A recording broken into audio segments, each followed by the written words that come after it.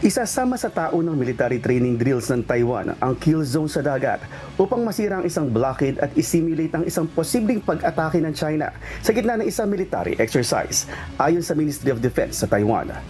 4 na taon nang nagsasagawa ng regular military exercises ang China sa paligid ng Taiwan upang ipitin ang isla na tanggapin ang soberanyang ipinaglalaban ng Beijing sa kabila ng ginawang matinding pagtutol.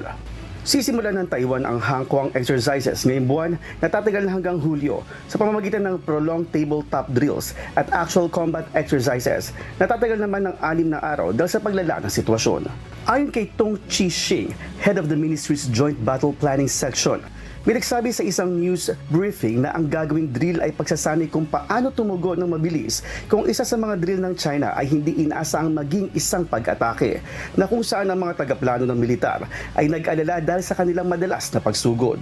Binigyan din ito ang kahalagahan ng pagsasama ng hukbong dagat, hangin, coast guard, anti-ship weapons at drones ng koordinadong tugon sa isang Chinese blockade, tiniyak ng isang open sea at air links.